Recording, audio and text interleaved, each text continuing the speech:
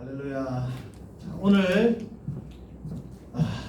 오늘까지 이 강의를 하고 8월 다음 주부터 한 3주간 방학을 할 겁니다. 그래서 9월에 우리가 다시 만나도록 하겠습니다. 오늘은 제 목표는 칼바르트 전까지 오늘과 목요일 이번 주를 끝내고 9월 첫째 주부터는 이제 칼바르트로 할 계획을 가지고 있습니다. 우리가 지난 시간 알브레이트 리츠 그리고 리츠의 제자인 아돌프 폰 하르나까지 하다 말았죠. 그래서 하르나의 특징 짓는 두 가지를 말하는 겁니다. 첫 번째, 복음의 껍데기가 아니라 발명에 집중해라.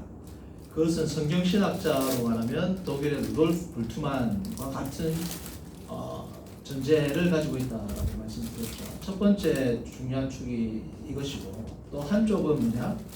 기독교가 원래는 되게 순수했는데 어떻게 해서 변질됐다? 그래서 기독교는 세대를 거듭할수록 오히려 타락의 역사, 퇴락의 역사, 페어팔스게시테 독일어로 보자. 타락의 역사를 걸어오게 되었는데 왜 기독교가 타락하게 됐느냐? 다름 아닌 기독교 속으로 뭐가 들어왔다? 헬라 철학이 들어왔다. 이것에 대한 전제를 또 받아들이는 사람이 나중에 칼바르트입니다. 칼바르트가 자유주의를 자기 자신은 완전히 극복했다고 말하지만 사실은 자유주의의 많은 부분 또 공유하는 부분이 있다. 이렇게 보시면 됩니다. 자, 그래서 아돌프 폰 하르나는 복음의 알맹이를 보라. 또 한쪽은 복음이 헬라 철학의 영향을 받아가지고 소위 말하는 헬라적 카톨릭주의, 헬라적 보편 교회로서의 그러한 타락의 역사를 걷게 되었다.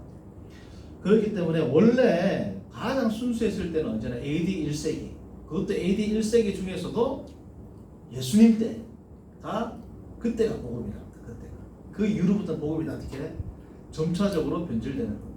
음식이 처음에는 약간 상하고 완전 썩잖아요. 그런 것처럼 처음에 예수님 다음에 바울 때도 벌써 변질됐다고 봅니다. 아돌프 폰 하르나는 오직 예수님의 말씀만이 뭐예요? 참된 복음이다. 그러니까 바울이 쓴 글은 다 성경으로 인정을 안 하겠죠. 그리고 예수님이 쓴 글에 대해서도 뭐예요? 껍데기를 벗겨내고 알맹이만 봐야 되기 때문에 예수님에 대한 복음 혹은 예수님이 말씀하신 복음에 대해서도 그가 가지고 있는 입장이 있습니다. 그게 뭐냐? 첫 번째, 소위 말하는 원시복음, 다시 말하면 공관복음, 마태, 마가, 누가, 요한도 아니라는 거. 처음에 가장 순수한 복음은 왜냐하면 요한복음은 또 유대주의에 많이 채색됐다 이렇게 보기 때문에 공관복음, 마태, 마가, 누가복음이 예수님이 뭐라고 가르친 내용이다. 그러니까 복음은 두 가지라고 일단 보는 거예요. 첫 번째 뭐예요? 예수님이 가르친 복음, 다시 말하면 예수님의 설교, 예수님의 말씀. 두 번째는 뭐예요? 예수님에 대한 복음. 이거는 뭐예요? 제자들이 예수님을 보고 예수님이 행하셨던 기적들, 이적들, 표적들을 기록한 것. 하나는 예수님의 설교고 하나님은 예수님의 사역인 겁니다. 그러니까 설교는 예수님 직접 하신 거고 사역은 보고 썼겠죠. 그 두 가지의 내용이 가장 순수한 것이고, 그 이외의 모든 복음은 공관복음 이후에 있는 복음서 이후에 있는 모든 성경들도 다 뭐라고?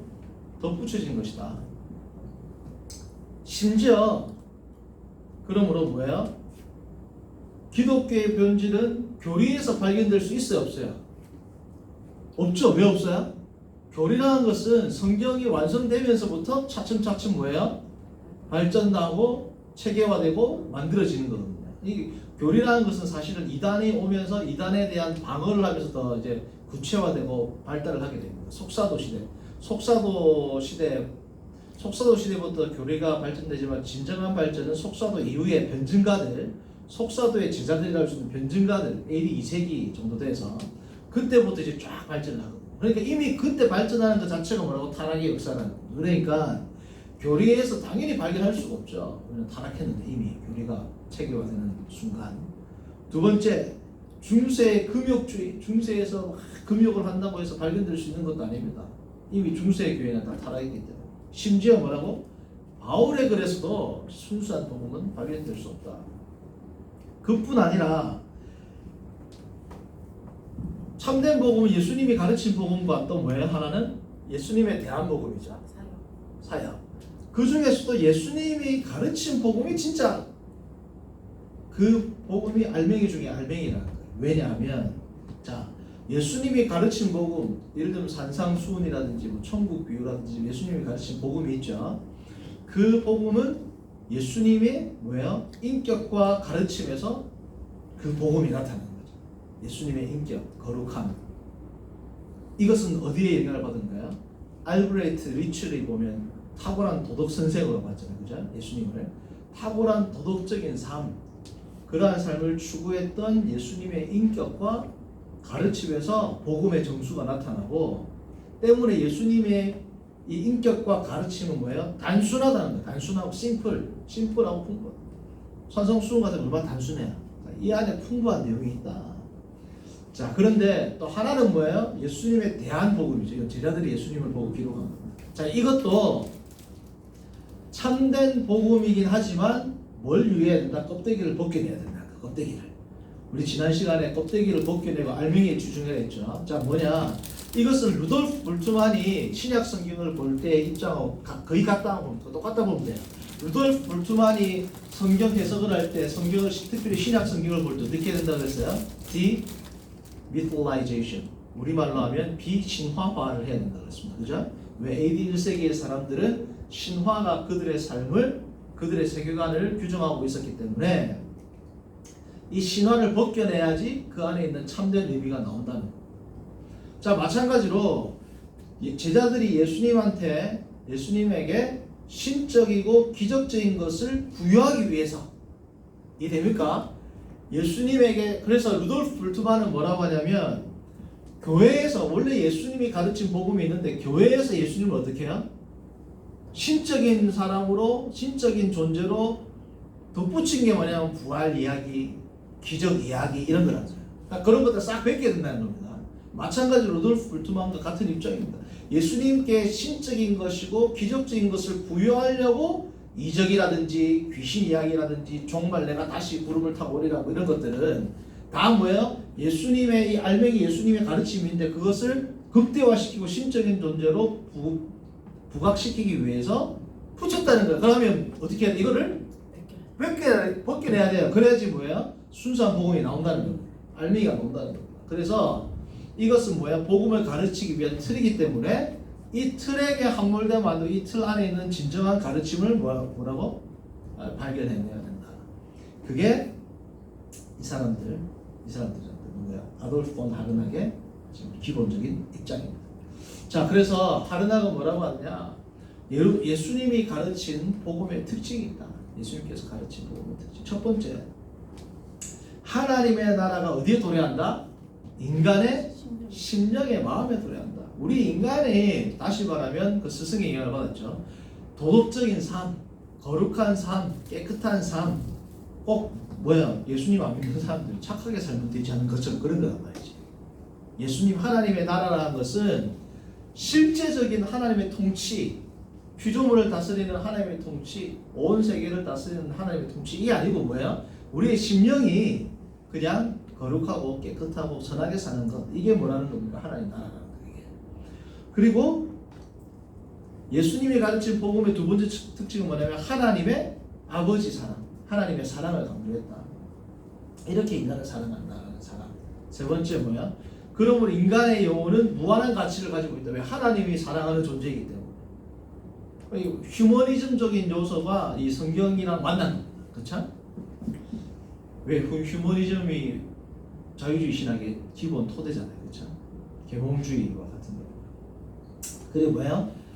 이웃사랑과 형제의 계명과 사랑. 다 이 1, 2, 3, 4번은 뭐예요? 사실은 기독교가 아니더라도 좀 전에 말했던 휴머니즘이라든지 일반적인 종교, 보편 종교에서 나오는 겁니다. 왜요?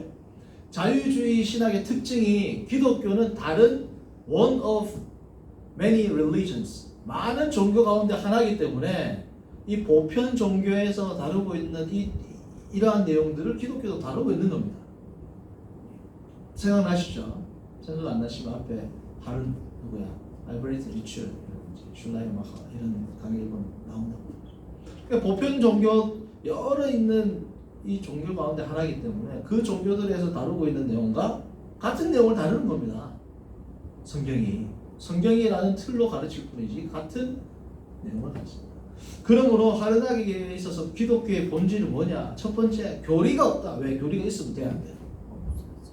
교리가 생기면서부터 타락이기 때문에 교리가 있으면 안 돼. 교리가 있으면 안 돼. 그렇죠? 두 번째, 교리가 없으니까 뭐가 없어요? 기독교가 아닙니다, 사실은. 하르나게 말하는 기독교는 기독교가 아니에요. 교리가 없는데 무슨 기독교? 예수님의 십자가, 성육신, 구원, 부활, 심판, 천국 없다. 이게 기독교예요? 이거 빼면 뭐가 있는데? 이걸 빼면은 결국은 도덕적인 가르침만 나온다는 거죠. 그렇죠? 그것은 기독교가 아닌 모든 종교에 다 나오는 겁니다. 근데 이걸 기독교의 본질로 봤단 말이야, 하르나게는. 그러므로 구원자로서의 예수님이 아니라 뭐라고요? 문화 변혁자로서의 예수. 이건 누구한테 영향을 지대하게 받았어요? 누구? 그렇죠, 리츠, 그죠? 문화 변혁자로서의 예수님. 리출에게 지대한 영향을 스승인 리출에게 받았다. 그래서 이건 지금 유럽의 지금 신학을 주도했는데 이 신학을 나중에 독일계 미국 신학자인 월트 라우셰부시가 요거를 그대로 이 틀을 미국에 적용을 합니다. 미국에 있는 미국의 이 사회복음주의에 영향을 끼치게 됩니다. 자, 오늘 월요일은 여기까지 하고요.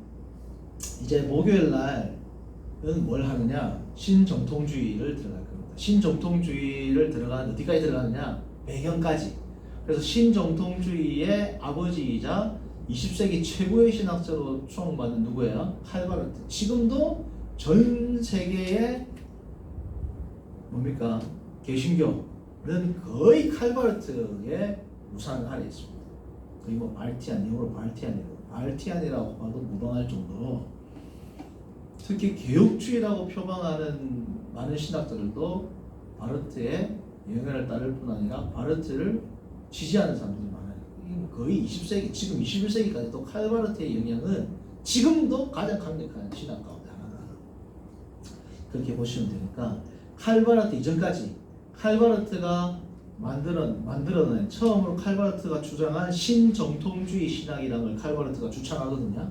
그래서 신정통주의에 대해서 칼바르트 전까지 신정통주의가 나오게 된 배경에 대해서 다음 주에 살펴보고 3주 쉬고 나서 9월 첫 주부터 누구를 다룬다? 칼바르트를. 칼바르트는 성도님들 제가 이때까지 다룬 신학자, 철학자 중에서 가장 자세하고 가장 심도 있고 디테일하게 다룰 겁니다. 그래서 칼바르트가 쓴 최고의 역장 뭡니까? 교회학, 컬클릭 도그마틱, 교회학 이 전체의 사부까지 되어 있거든요. 이 사부의 목차에 따라서 전체적인 내용을 다 짚을 거예요. 왜냐하면 칼바르트가 엄청나게 지금도 영향을 미치고 지금도 통합 측의 대표 신학자는 칼바르트입니다.